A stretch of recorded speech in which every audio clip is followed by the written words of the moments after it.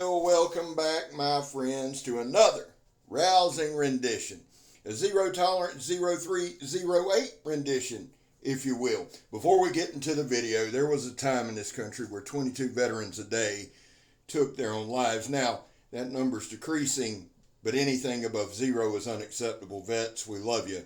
You have a place here. We're back to blue over here. That's probably the most misunderstood thing we've done, but how do you do that, Scab? Well, we try not to break the damn law. And finally, if you are an addict, never quit quitting. So, this is kind of an oldie but a goodie. Now, I got to be honest with you. I am a monster Zero Tolerance fan, and it started off Kershaw. Now, Kai, K-I-A, owns Kershaw, and they own Zero Tolerance. So, that explains the designs. I love a lot of Kershaw and Zero Tolerance's designs. This is one of my favorite Zero Tolerances. I did a trade with Kirk and acquired this. Now, let me say this up front.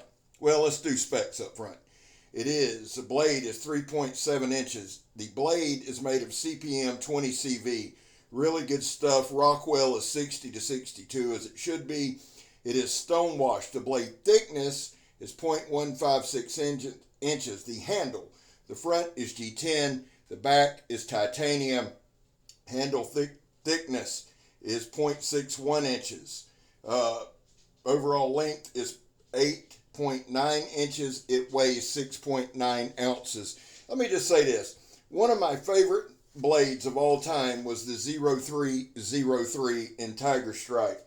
They don't make it anymore if they do sprint runs, if they do, and mine was stolen, and I have a hard time demonstrating Zero Tolerances since then. It's just one of my many quirks. I love that damn knife.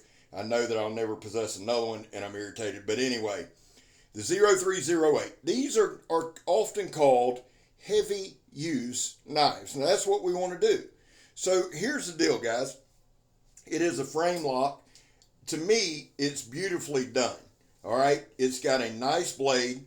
What do we say, like 3.7 inches, almost 4-inch blade. It's got a nice tall blade. It is made for slicing. This is that damn vine, that dried out vine from yesterday. Now, this pocket knife, the deal with this has actually been carried and used not just by me, but by Kirk. Now, he maintained it. I try to keep it maintained. I wanted to do this video, and then I'm going to send it to DJ for some love and a resharpening, and he'll come back and be able to shave a gnat's ass some. But I'm going to tell you, that 20 CV, once you get a good edge on it, it holds. And this is a good edge. This is a decent edge. It's got some nice jimping on the back there.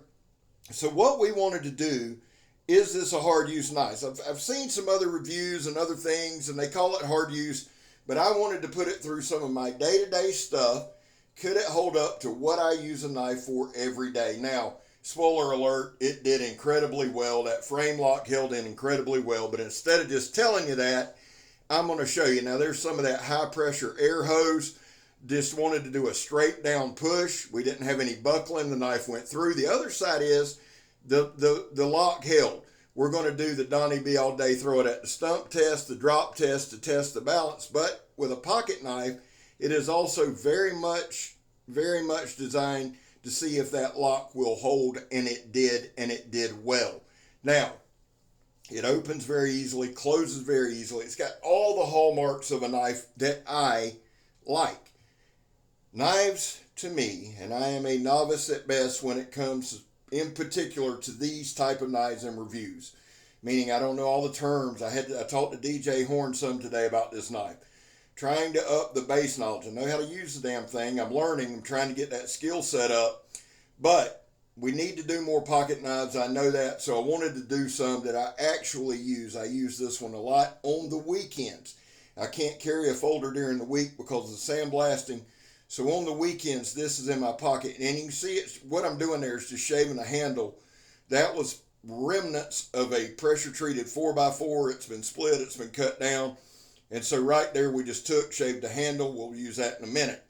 Now, here's some of this 12-gauge wire. Yes, I used to strip wire every day. Now I do it once or twice a week. So I need a knife that'll strip wire. If I need to chop some wire, I got to have a knife to do it. But the edge isn't damaged, no rolls, no chips. I've got to have it hold up. Here's the deal. I don't mind sharpening a knife. I don't mind maintaining a knife, stropping it a couple times a week, doing whatever, depending on the amount of use. Now, that's all that. Using my Eagle, I don't mind doing any of that. But I do need a knife that's going to hold up. I need the lock to work. I need it to maintain an edge. And I need it to be there when I need it. Here's a push cut on some water hose. So, guys, what I wanted to do, like we do every video, and what I've been trying to do is get these videos to 10 to 12 minutes, but of nothing. And here we're just splitting that water hose. You can see it still has a very good edge on it. Now, right here, this is the main test for me. This 2-inch ratchet strap right there. And it's going to take a couple pulls, but it gets through it. Now, again, I've said this before, and some of you guys that hunt a lot can let me know. I can't imagine an animal hide being much tougher than that 2-inch ratchet strap. Some may be. I honestly, hand for the Lord, hadn't skinned a bunch. There we're testing the tip. But if you want to equate some things over, that's kind of the way I look at this stuff, that toe strap, ratchet strap. Maybe if it'll cut it, if it'll go through it clean, it'll skin an animal. I believe this one would. This knife, this is the John Peters stab test, and I'm going to be honest with you, it stabbed a lot better than I thought it would. No hot spots whatsoever in the handle. The pocket clip didn't even bother me, man. That was a little surprising. It stabbed very clean there, and I think that's what I was trying to show you. Got a good grip, no slippage, no hot spots. Now, we could consider this more of a review. I've carried this now for a long time. Kurt carried one before it, and I do carry quite a few zero tolerances on the weekend. I enjoy them, but this is one of my go-tos and one of my staples. Now, we're just going to do some quick light batoning. Now, everybody's going to say, it's supposed to be done with a... Yeah, I know. This is a demonstration channel, and we're checking it out. So, things that you would normally not do, we're going to do. There it is. So, and right there, you see it baton straight through this 4x4 or old 4x4, wore out 4x4, whatever you want to call it. Processed it up very good. I'm going to tell y'all, I was pleasantly surprised with the overall performance. Now, I've been pleased with the knife. We went kayaking today. I carried it with me. And again, on the weekends, it's typically in my pocket, and it holds up for what I needed to do. That's different, though, when you're lining up a knife demonstration in a certain number of tests, okay? It held up very well, very slicey. And like I said, once DJ gets done with it, I'm going to go yard right here. Goodbye. There we go. It'll be razor sharp, and it'll be good to go. Now, we pop the trunk as we do. I'm going to show you a couple openings and closings.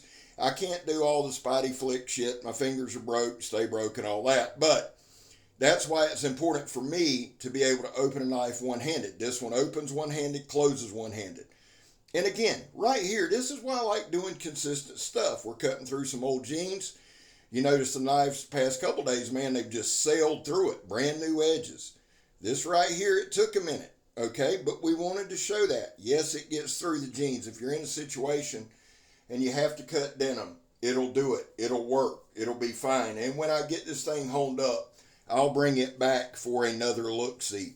Real quick, if I had to give this a number, like if you say rate it 1 to 10 as a pocket knife, the only way I can do that is for my personal use. I'd have to give it a 7 or 8. Now, we sharpen that thing up, we might go to a 9, okay? It is bigger, it is heavier, it'll do what I need it to do. That's me. May not fit your needs, but it's American made, American quality. I'm digging it. I love it. And for all of those that like to poo-poo on that, poo-poo on you, I'm digging it. Cutting some water hose right there. Now, here we go. Shout outs. Donnie B All-day is marching to 10,000. Go over and subscribe to him. He's got a massive giveaway. Joe, Steel Forged and Fire Sword and Knife, my brother from another mother. Awesome dude. Awesome channel. Delves more into katanas. Go check him out. Karl Ruedger, awesome brother of Blade. Love that guy. Eric Husyan, great friend, great brother in the Blade. All those links will be in the description. Now, guys, listen. I don't ask y'all to subscribe to this channel. That's probably why I don't have as many as I do. I don't ask you to subscribe, hit like, nothing. But I would ask you to go to my other channel, Blade Talk with Scab and Joe. Let's build that thing, man. We got a good format going on over there, and I would appreciate it. I'm Scab. You're not. Love this knife, son. I'm gone.